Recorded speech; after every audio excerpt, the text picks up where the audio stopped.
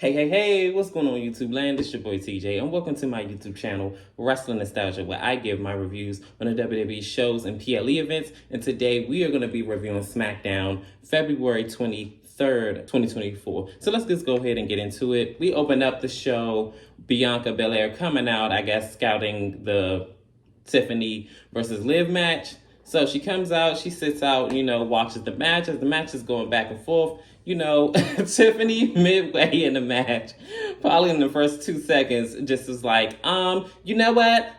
Elimination Chamber is coming up and I'm out of here. So then she leaves the ring and then Liv like, baby, not on my watch. So she comes and drags her back into the ring. But before that, she winds up like throwing her all the way around the barricade and the steel steps. As everything going on, and they have like a pretty back and forth match. I remember another spot that I remember in the match. She ends up on the outside. So then that brings Liv on outside from the inside to the outside of the ring. So then she slams her into the announcer's desk. And then she just goes and slaps Bianca Belair for no reason. I kind of felt like that was going to happen because there was no reason for her to go outside the ring anyway and then be like right beside Bianca. So then Bianca goes and try to retaliate. So as she's trying to retaliate, Liv rolls her up, but as, she's trying to pin her or whatever, she ends up distracting inadvertently the referee while she's trying to pin her. So she's like, okay, what's going on? So then all of a sudden, Tiffany pushes with her legs. Liv Morgan sends her into Bianca Belair, and that throws her out of the ring. Then she winds up rolling her up, 1, 2, 3. Liv ends up losing this match to Tiffany Stratton. This is actually a pretty decent match. And then another spot that I almost forgot, that little sunset flip powerbomb maneuver. And then she ends up like, because I guess she ain't want to land on her neck or something. But she ends up hitting the move anyway. But that was another spot that I feel like that was pretty cool. If executed correctly, it would have been even better. But I guess she like, the injury bug been trying to get everybody. Ain't gonna get me. So I kind of don't blame her for being like, But anywho, in the next segment, this is Drew McIntyre. Drew McIntyre says he doesn't want to win the Elimination Chamber. He needs to win the Elimination Chamber match. He is laser focused. And then that's when Bobby Lashley comes in. He basically says that, oh, yeah, everything that you're doing with CM Punk, yeah, you think that's funny? Yeah, that's funny or whatever. But just like it was funny at WrestleMania 37 when I had you in a hurt lock and made you tap out. Well, pass out, should I say. Oh my goodness. He was just laughing and he just went and Drew was so super heated. And another thing that Drew said in that segment was how if he did all of this and not win the Elimination Chamber, it will be all for nothing, just like CM Punk's return. I was like, oh wow, Sting. He is not letting up on CM Punk's neck at all. Like he is gun-ho on trying to nail it in home, like, yeah, I'm coming for you. I don't care. And I didn't want you back in WWE. So we're going to see how everything transpires between these two. But trust and believe, it is not over yet. In this next segment, I can't even say this with a straight face. So I guess Ashante, the Adonis, and Cedric Alexander are a tag team now.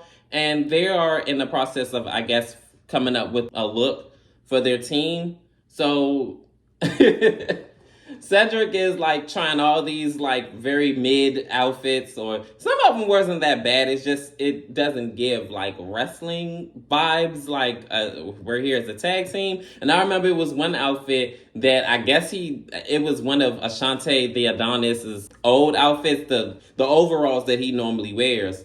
And he was all like, oh, I see why you like this. Because 1 minute, you know what I'm saying, I could have the shoulders off and then I could have them up. And I was just like, what? So then this freaking ensemble that he wore, I don't even have words for it. Like, it just looked crazy on him. Crazy thing about it is Cedric Alexander's ring attire actually fits him very well, to be honest. His body, he always had like a nice body and a nice shape. But this looked crazy on him. He had some leather boots and some leather pants. And then he had a vest. I don't know if it was denim, like black denim or not, but it just looked wild on him. And I was just like, I know you is not about to. And he said, yeah, Shanti was like, yeah, this is the one right here. This is it. And I'm like, Are you serious? He look like he about to go to a gay club. Are you freaking kidding me? You setting this man up for failure. Like, I love Cedric. Like, I really want to see him win, but he better not come out. He better not come out with that leather ensemble as a tag team. And then the wrestling it? He gonna wrestle in leather? Oh my goodness. If this ain't the scream for a Diva era, the Diva era want their pants back, okay? Stop playing so freaking much.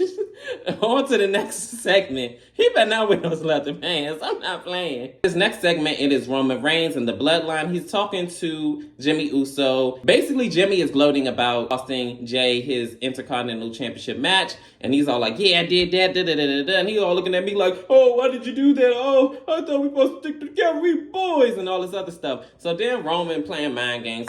Oh, well, yeah, who asked you to do that? So then he was like, oh, it was Paul Heyman. I triple check, and I made sure that it was the orders, man. Yeah, oos, and all this other stuff. So he was all like, oh, so you're just going to rat him out. So then that's when he was all looking like, what?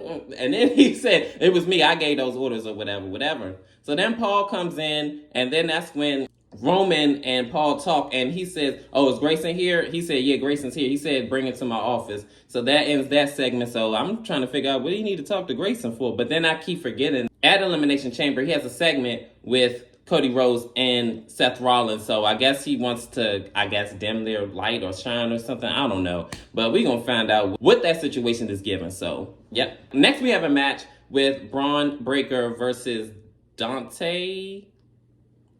He don't matter. He's an enhancement talent. I don't even think he's on NXT. But anywho, this is basically a squash match. Braun Breaker hits a couple of moves. The other guy gets a couple of offenses in, not too much. He winds up hitting the spear, 1, 2, 3. This is basically to showcase Braun and that he's here. And hopefully we get to see him, face some other noteworthy opponents for him to showcase more of his wrestling ability.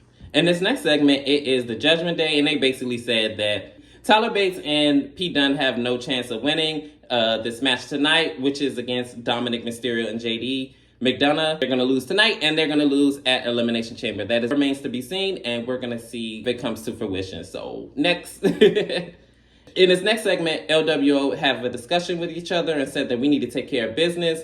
And then that's when Elektra comes out and she says that running around behind Rey Mysterio did nothing for you. Elektra tells LWO maybe next time you'll learn who to have loyalty to, but maybe there won't be a next time. And then that's when Angel Garza and Humberto Carrillo attack them from behind, laying them out. Santos Escobar comes out and he tells LWO that you betrayed me and this is the price you pay and this is only the beginning. So then as they walk off, that's when the rest of the members of LWO come out, and they're too late, of course. And then the referees, oh, get away. It's like, dude, you're like 5 hours too late. We're going to see how everything formulates with that, and we're going to move on to the next segment. In this next match, it is JD McDonough and Dominic Mysterio versus Pete Dunne and Tyler Bates. They had a pretty decent back and forth tag team match, frequent tags, back and forth constantly. But unfortunately, JD McDonough and Dominic Mysterio doesn't get the win. They end up having a losing effort, getting hit with the double Tyler driver on JD McDonough for the 1, 2, 3. And they are coming in hot with the red hot win against the remaining members of Judgment Day. And speaking of the members of Judgment Day, guess who comes out? Finn Balor and Damian Priest, the reigning tag team undisputed champions. So they come out in a failing attempt to try to double team up on Tyler Bates and Pete Dunne. They wind up fighting back. And then as they running out the ring after they come in the ring, they beat up Dominic and JD on their way out. It was just so hilarious to me how they all like trying to basically play keep away out of the ring and just keeping Damian and Finn out of the ring. It was just so funny to me how they was just playing keep away, and then they wound up getting out the ring, and then it was all like, yeah, and we beat your men up on the way out. It was so hilarious to me. But anywho, in this next segment, it is Austin Theory, Grayson Waller, and Logan Paul, and they all like basically complimenting each other and their bodies and things like that. And that's when KO comes out and is like, He tells Logan Paul, I hope you bring them brass knucks just so I can use them on you. Matter of fact, I hope you try to bring them and then they end up deporting you out of here. So you won't even make it to Elimination Chamber. So then that's when he says to Austin, where's your shirt? And then he walks off. So then Logan all telling them, we could have jumped him. He was right here. He said, you still want to? And then that's when he was like, well, obviously not. He's gone now. We're like 5 minutes too late. So then that's when Paul Heyman comes in. And then that's when he says, was that Kevin Owens? I never liked that guy. So then that's when he tells Grayson Waller, hey, the Tribal Chief wants to speak to you. So he was like, who, me? He was like, yeah, you, come on. So then he just leaves.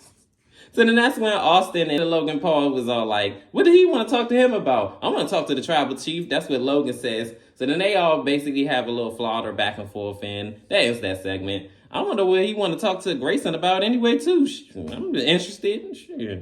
Backstage, it is Dakota Kai, and I guess she got attacked by, Damage Control. Well, I guess you can't call them that because, it's Bailey not in it. So I guess she got attacked by Io Sky, Kairi Sane, and Asuka backstage from the back. But, if she got attacked, wouldn't it be shown? Looks a little suspect to me. We'll see what's going on there. But she's, backstage getting, treated by the medical staff. So we're going to see if she's okay or not. So, I don't know. I'm a little skeptical about that. In this next match, it is a tag team match. It is Street Profits versus the Authors of Pain. It was a pretty standard back and forth tag team match. Unfortunately, Street Profits didn't come out with this win. The Bobby Lashley tries to help, and so does B-Fab, because while the referee is distracted by none other than Scarlett, she is taken off the ring apron by B-Fab, and so is Karrion Kross. Karrion Kross pushes Montez Ford off of the ropes, and he gets hooked up on the ropes. And then as, Bobby Lashley is fighting on Karrion Kross and, just beating him all around the ring, that's when Kross winds up slamming Bobby Lashley's arm into the ring post, and then he wears it out with a chair. As all the commotion's going on and the distraction, Authors of Pain wind up hitting a double team move. 1, 2, 3. Authors of Pain are the winners of this match. Looks like Bobby's going to be coming in hurt in this Elimination Chamber. That's not a good thing. He's going to be a wounded animal. Hopefully, he's not hurt too bad, but we're going to see. That remains to be seen. In this next segment, it is Bailey and Dakota. She asks the medical staff to, give her a minute with Dakota. She asks us what happened. She says she was attacked by, Io and her gang or whatever. And then that's when she said, look, no matter what, I understand it. I wouldn't trust me either. You're so close to WrestleMania, but I meant what I said. I got your back. And then they wound up embracing, hugging. Like I said, I still kind of looking at her sideways because until I see the tape of her getting beat up by Io Sky, Asuka, and Kairi, I don't know if Bailey should trust her, but we're going to go ahead and move on to the next segment. The main event, it is LA Knight versus Drew McIntyre. And before they can even fight, here comes Logan Paul. Of course, he just had to come out and, show face. So they had a pretty evened out back and forth match. It was a really good match, actually. LA Knight winds up getting his moves in. Drew McIntyre ends up getting his moves in. Before the commercial break, this is when KO comes out. And then I guess he gives his commentary as well. And I remember it was one spot where Drew McIntyre was on the top rope. And LA Knight winds up jumping onto the top rope and hitting his superplex for a near fall. And then they wind up outside of the ring. And then over and over again, LA Knight wind up hitting Drew McIntyre's head on the desk. Drew McIntyre fights back, and then he winds up throwing LA Knight into KO. KO retaliates and hits Drew McIntyre. Then that ends the match in a disqualification. So I guess Drew McIntyre is the winner of the match by DQ. So then everybody's fighting everybody in the midst of everything happening. This is when Bobby Lashley comes out. He spears everybody, lays everybody out. And then Drew McIntyre, as Bobby Lashley is the only one standing, Claymore kicks him. And then that's when he's the only one standing. And then this is when Randy Orton comes out and hits the RKO out of nowhere. Orton ends the night on top. How did you guys feel about SmackDown? I actually think it was an eventful night. A lot of things was going on. I actually enjoyed SmackDown. It was definitely an eventful night. Comment down below, how did you feel about it? Like, share, and subscribe. Help my channel grow and all that other good stuff. And peace. I'm out.